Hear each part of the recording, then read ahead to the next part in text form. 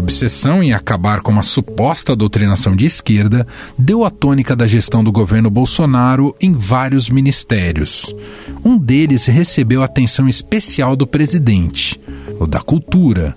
O ano de 2019 já começa com a perda de status de ministério e a pasta virou uma secretaria que foi sendo empurrada de um lado para o outro. No momento, a cultura está sob responsabilidade do turismo e do ministro envolvido no escândalo das candidaturas laranja do PSL, Marcelo Álvaro Antônio. Órgãos da pasta também sentiram o peso da caneta BIC de Bolsonaro. A Ancine, que sofreu um corte de mais de 40%, poderá ser extinta, segundo o presidente. Mas a grande batalha travada pelo governo foi contra a Lei Rouanet. Antes, era permitida a captação de até 60 milhões de reais por projeto inscrito. Hoje, esse valor caiu para 1 milhão de reais. Após críticas e reclamações, principalmente de quem trabalha com musicais, a secretaria estabeleceu um novo teto de 10 milhões, somente para grandes produções. A medida foi anunciada por Roberto Alvim, que, antes de assumir a cultura, comprou briga com uma das principais atrizes brasileiras, Fernanda Montenegro. Na edição de hoje do nosso podcast, falamos também de coisas boas, não só da política cultural, com o editor do Caderno 2 do Estadão Biratã Brasil, como, por exemplo, a expectativa para o Oscar e as principais produções cinematográficas, musicais e literárias de 2019. Eu volto com o Biratã Brasil em 30 segundos. Estadão Notícias. Quando começamos a XP há 18 anos, chamavam a gente de garotos. Agora que estamos transformando o jeito que o brasileiro investe e que nos tornamos uma das maiores instituições financeiras do país, ninguém mais chama a gente de garotos. Até porque tá bem claro que não somos nós que brincamos com o seu dinheiro. Para os que acreditam no impossível, nós somos a XP Investimentos. Acredite, xp.com.br. Estadão Notícias.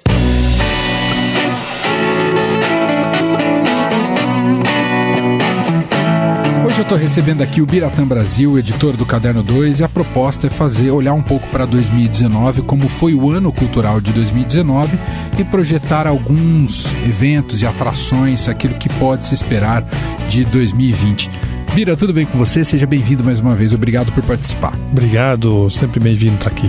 O ano de 2019 ficou muito marcado pela relação da cultura com a política, né? A gestão da cultura pela política com a mudança de governo, com a entrada do presidente Jair Bolsonaro, que colocou ali entre as suas linhas de atuação uma certa perseguição também à cultura, assim como vimos na educação. Coloco entre aspas aqui o perseguição, mas quis mudar um pouco a maneira como a cultura é gerida. Qual que é o saldo final? Foi positivo? Foi negativo? O que você pode dizer pra gente, Birá? Olha, acho que foi negativo, né? Ainda que deu uma certa melhorada, vamos dizer assim, no final, mas o estrago foi maior do que a tentativa de se melhorar, né? Começa o ano já não existindo mais o Ministério da Cultura, que ele extinguiu, então virou uma pasta, virou uma secretaria, né, que no começo do ano estava alojada no Ministério da Cidadania, e depois, ao longo do ano, já no segundo semestre, passou para o Ministério do Turismo. Que seja Ministério da Cultura e do Turismo, até pela ordem alfabética aí, né? Então esse é um desejo que eu tenho, não tenho ainda, né, nenhum parecer do presidente Jair Bolsonaro, ele decide isso, mas o que me parece é que a cultura merece e deve ter o status de ministério. Houve vários secretários de cultura, vamos dizer assim, todos com problemas ali para resolver, mas trazendo... O viés ideológico foi o que mais marcou. Acho que era o que o governo mais colocava como ponto de batalha dele, né?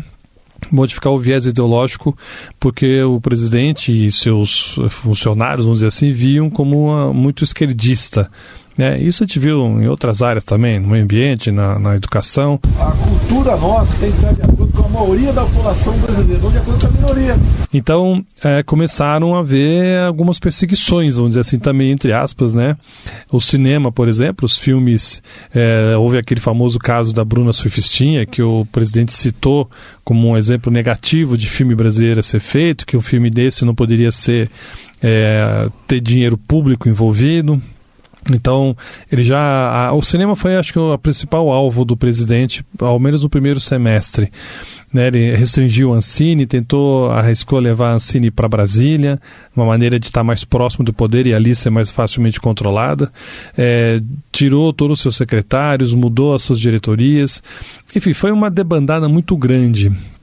Né, e com isso o Brasil deixou de ter à disposição mais obras que poderia ter no tempo normal, porque verbas ficaram congeladas, não foram liberadas.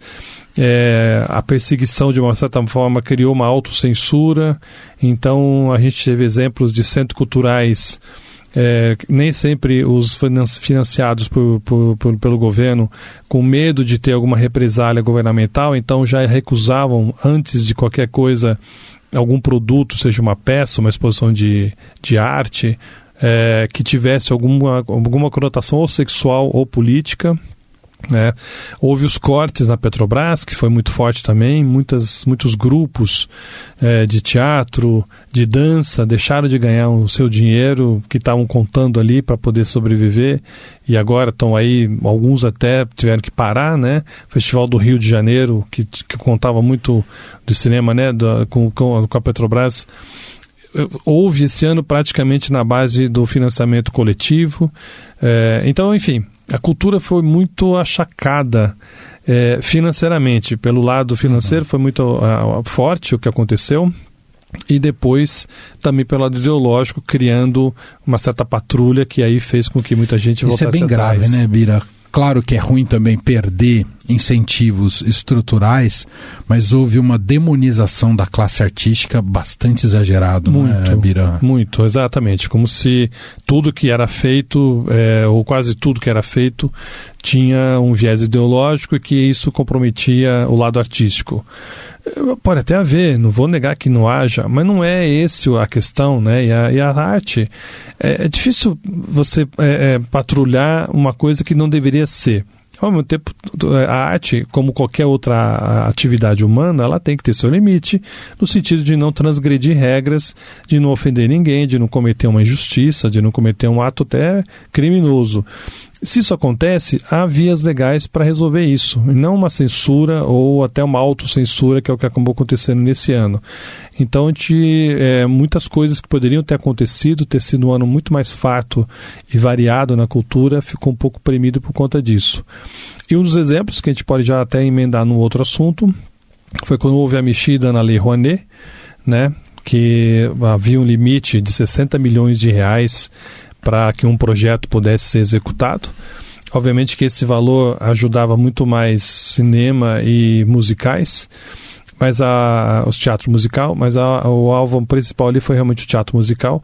Se reduziu de 60 milhões para 1 milhão, o que inviabilizaria qualquer tipo de musical grandioso, como a gente está acostumado a ver, né?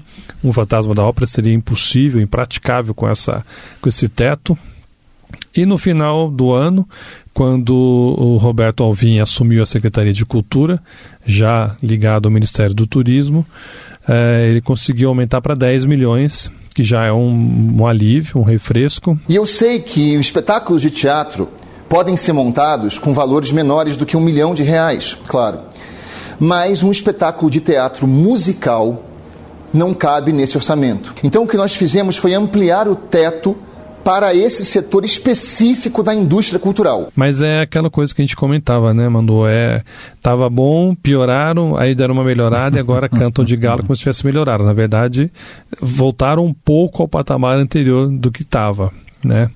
O próprio Alvim foi alvo antes de muita crítica no país inteiro, quando ele criticou a Fernanda Montenegro, né? Ela posou para a capa de uma revista literária como se fosse uma bruxa e ali tivessem livros sendo queimados, ou seja, uma boa referência, pelo menos uma metáfora muito forte do que estava acontecendo na nossa economia e na nossa cultura. E ele foi às redes sociais, na época ele era ainda presidente da Funarte apenas, e xingou ela de vários predicados, né, que não eram nada favoráveis e muito menos justos. E ele foi o alvo de uma crítica coletiva. Isso foi muito bonito, ver como realmente o país, de uma certa forma, se uniu em torno da Fernanda, se uniu e apoiou. Ela mesma não falou nada, ela não precisou dizer nada, porque foi feita a defesa por várias pessoas, né? Acho que ela é a grande figura de resistência do ano. Demais. Ela representaria a resistência principal do ano. Eu diria, em segundo lugar, se a gente pode fazer um ranking, o Chico Buarque. É verdade. Que teve negado a assinatura de um prêmio pelo presidente Jair Bolsonaro. Exato, né? O Prêmio Camões, que é um prêmio instituído há alguns anos entre os governos do Brasil e de Portugal. O presidente disse que assinaria o diploma em 31 de dezembro de 2026. É um prêmio que normalmente é um revezamento de um artista brasileiro, de um artista africano, um artista escritor, né? E um português, que geralmente há esse revezamento. Esse ano esperava-se realmente que fosse um brasileiro. Obviamente que a escolha foi política, por mais que se negasse, a escolha foi política, e olha que o júri a cada ano é diferente. Há representantes dos 3 continentes, né, da Europa, né, representando Portugal, Brasil e a África. Mas é óbvio que foi um prêmio à carreira do Chico Buarque, mas ele era um dos alvos principais do governo. E aí é de praxe que o governo brasileiro, português, como são os 2 patrocinadores, os seus presidentes assinem esse diploma. E o Bolsonaro ameaçou, eu nem sei se até hoje ele já assinou. Pelo que eu saiba, não. Ainda não, né? Não assinar na verdade é mais uma proforma, porque é um diploma, né? Claro. O dinheiro mesmo ele vai receber, o Chico. Mas e o Chico ironizou dizendo que a não assinatura era um segundo prêmio Camões que ele estava recebendo. O Chico, que lançou esse ano um livro novo, Essa Gente, um livro muito interessante, eu acho que é o melhor dele até agora. É mesmo, Birão? Eu acho que sim, ele atingiu ali um grau de maturidade estilística muito bom, muito grande. Ele parou de experimentar muito, e o pouco que ele experimentou, ele foi feliz. Ele criou uma história que tem a ver com o nosso dia a dia, não é assim algo tão pessoal e nem tão atemporal. Ele tem um retrato muito forte e acho que até contundente da sociedade brasileira. Enfim, e são poucas páginas, acho que é um dos livros, em termos de quantidade de páginas, um dos menores que ele escreveu, mas ele conseguiu uma síntese perfeita. Acho que vai ser difícil ele se superar. Tomara que sim, porque a gente sempre espera o melhor de cada vez, né? Então o Chico acho que seria a segunda grande personalidade brasileira desse ano na cultura. Sensacional, Bira.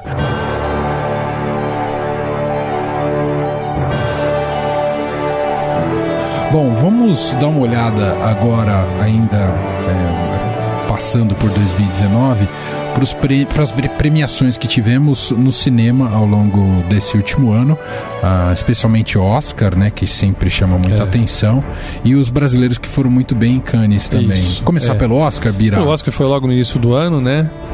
Uma premiação mais ou menos surpreendente do Green Book como melhor filme.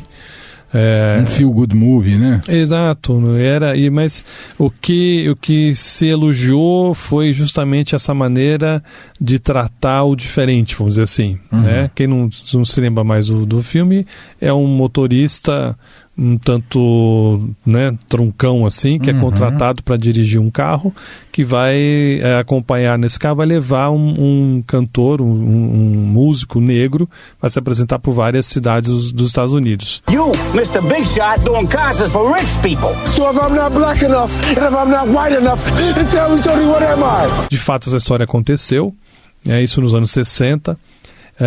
E o músico, além de ser negro, era homossexual. Então, naquele anos 60, duplamente pecaminoso essas características dele.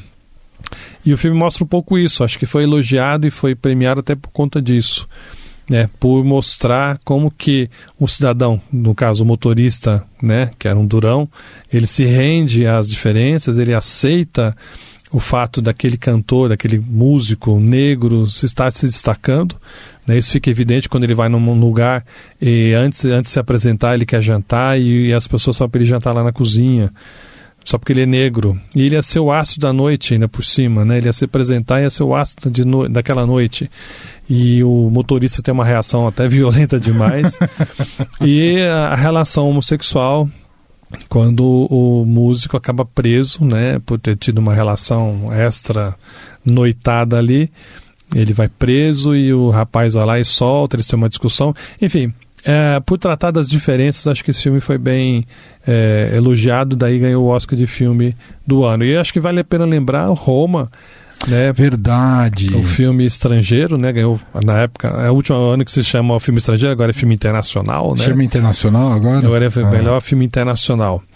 E o Roma por ter sido o primeiro grande investimento da Netflix no cinema e já ganhou um Oscar.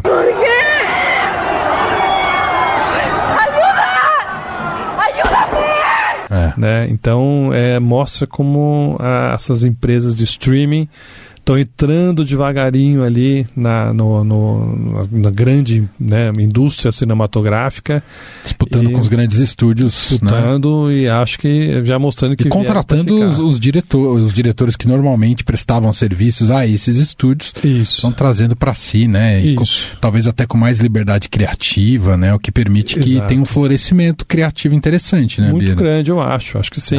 E assim, a Netflix obviamente não abrindo mão de ser a distribuidora principal no streaming, mas também aceitando que ele passasse alguma temporada no cinema, até para cumprir as regras da academia. Entendi. Né? Aí você falou dos filmes brasileiros. Os brasileiros em Cannes, foi um Bacurau, foi um evento esse ano. Foi. Mataram 7 de ontem para hoje. Por que vocês estão fazendo isso? Também acho que, sem questionar, porque acho que é inquestionável a qualidade artística dos dois filmes, Bacurau e A Vida Invisível, mas houve, acho, uma certa força, uma certa presença política também ao premiar, e justamente em Cannes, na França, que é um país essencialmente politizado, os festivais de cinema lá tentam transparecer isso, e foi no momento, maio desse ano, em que a briga social, política, cultural estava muito acirrada aqui no país, né?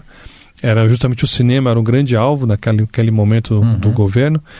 Então o prêmio, tudo bem que não foi a Palma de Ouro, foi ali no Certa Regar, mas o prêmio do júri para o Bacurau e o melhor prêmio, né? O melhor filme do Certa Regar para A Vida Invisível, foi muito significativo, mostrou como realmente a produção brasileira sobrevive em qualidade, mesmo com essas intempéries, com essas necessidades de batalhar contra o que não devia acontecer, que são essas ações negativas vindas do governo.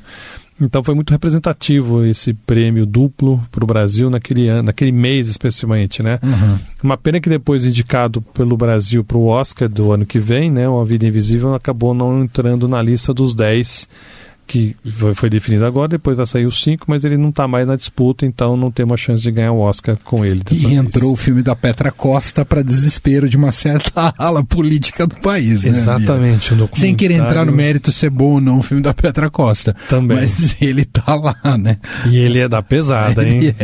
Ele é bem pesada. Panfletário, né? Muito panfletário, e não esconde a que lado que está.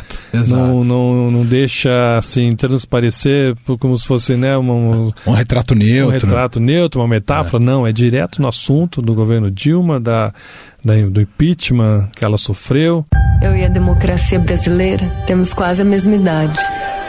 Eu achava que nos nossos 30 e poucos anos estaríamos pisando em terra firme. Então também eu acho que tem um lado político muito forte aí. E se ele ficar na lista dos 5 finalistas, aí vai ser realmente... vai dar o que falar. A gente só espera que não haja uma reação contrária, né? Do tipo, o governo querendo dar o troco e aí paga quem não tem nada a ver com isso, que são os produtores que estão agora aqui esperando verbas do governo. Mas, enfim, pode ser um grande barulho se ele chegar. E se ganhar o Oscar, então, meu filho, o primeiro Oscar do brasileiro ser para um documentário e com essa temática... teremos um problema sério. Acho que a estatueta não entra no Brasil. Vai ser proibida de entrar no Brasil aqui.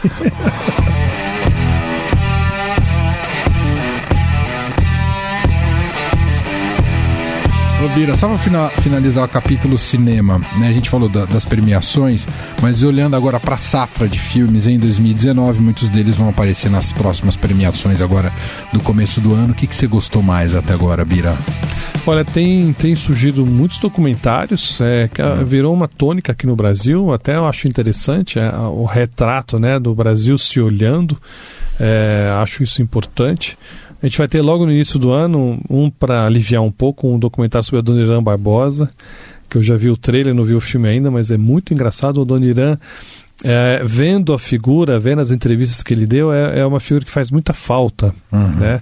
Super. Eu tenho curiosidade até de saber nesse documentário se é citado o famoso sofá aqui da Rádio Eldorado. Do Adoniran. Que ele dormia aqui. Exato.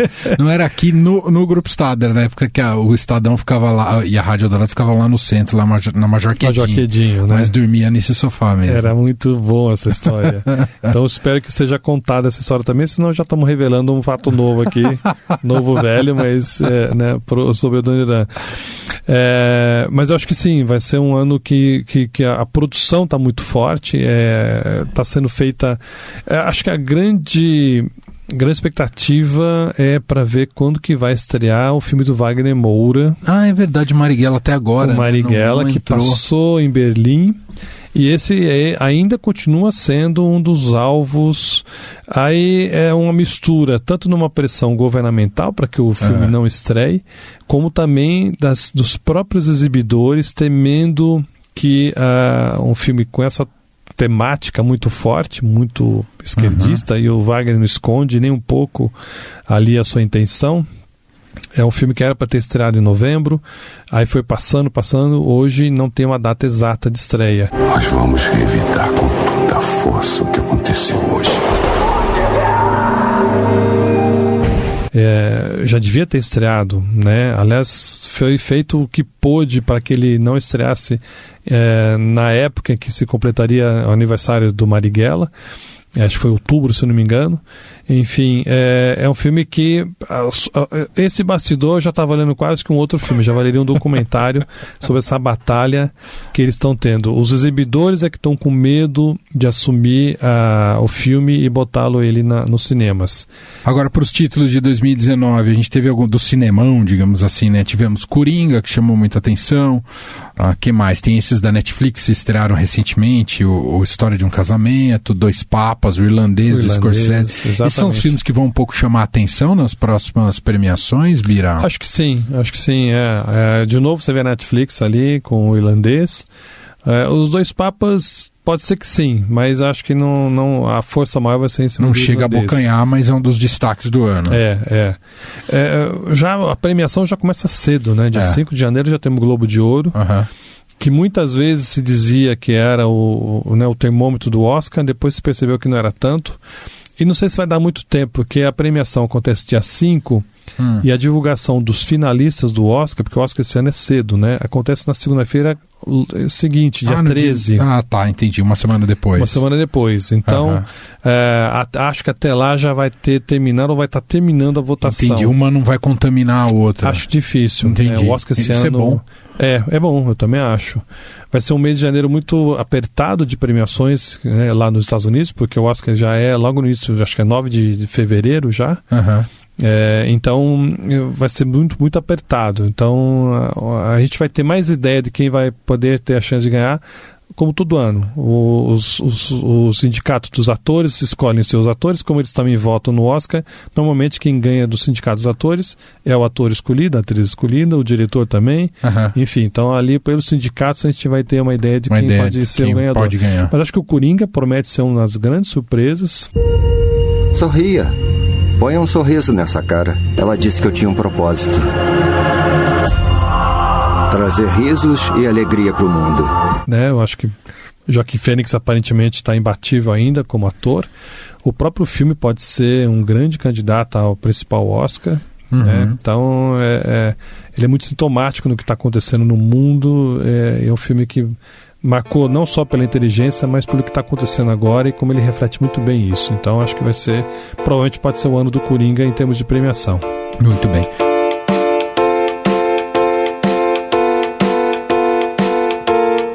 Para concluir, só para a gente não ignorar a produção musical ao longo de 2019, tivemos, principalmente aqui no nosso circuito de shows, dos shows internacionais, 2019 foi um ano de Rock in Rio e mais um ano de Paul McCartney, que deu uma entrevista imperdível. Foi um dos grandes momentos do Caderno 2 em 2019. Foi uma capa lindíssima que o Júlio Maria fez, uma entrevista que eu imagino memorável, a né? dificuldade que ele deve ter tido para fazer, a emoção que é você ouvir do outro lado um Beatle, né?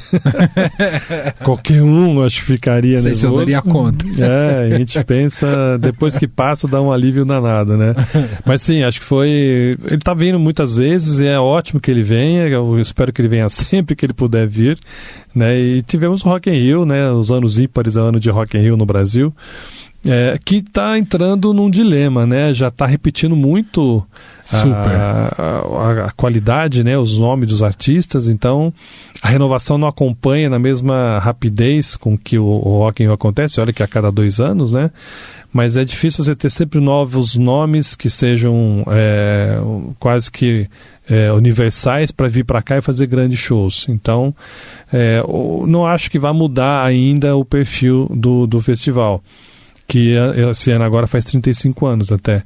Mas é de se pensar qual o futuro dele. Logo, logo ele vai estar muito igual. É coisa como a Flip também passa. Né? A Flip já está indo para a sua 15ª ou 16ª edição. Sempre do mesmo jeito. É bom? Mas já está ficando um pouco morno. O que era quente está ficando morno. E daí, para você não ter mais atração ou não ter mais interesse, é muito grande, especialmente de patrocinador. E falando de literatura, vamos só lembrar rapidinho, o Nobel. É verdade, estava esquecendo do Nobel de Literatura. Esse ano tivemos a entrega de 2 prêmios Nobel de Literatura, porque o ano passado não houve, em 18, por conta dos assédios, do escândalo do assédio sexual e de revelações de premiados, enfim, não se premiou ninguém em 18.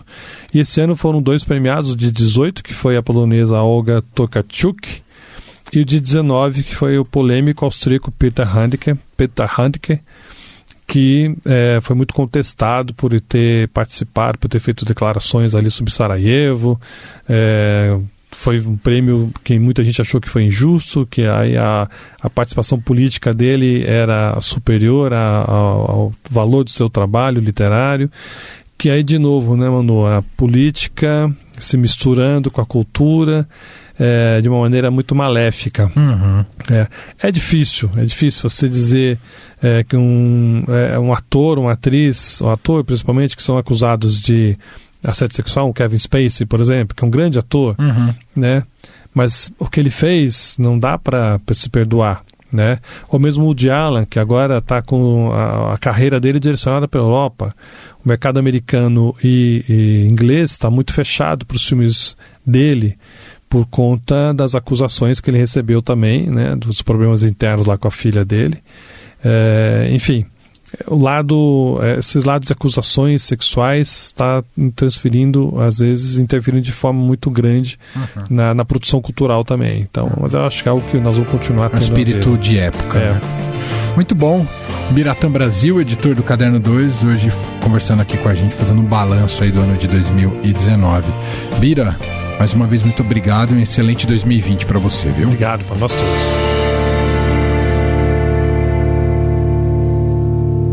Estadão Notícias. O Estadão Notícias desta quarta-feira, primeiro dia do ano de 2020, vai ficando por aqui. Um ótimo, excelente ano para você. Esse programa contou com a apresentação minha, Emanuel Bonfim, e montagem de Afrânio Vanderlei. O diretor de jornalismo do Grupo Estado é João Fábio Caminoto. Para mandar sua sugestão, o e-mail é podcast@estadão.com. Um abraço para você e até mais. Estadão Notícias.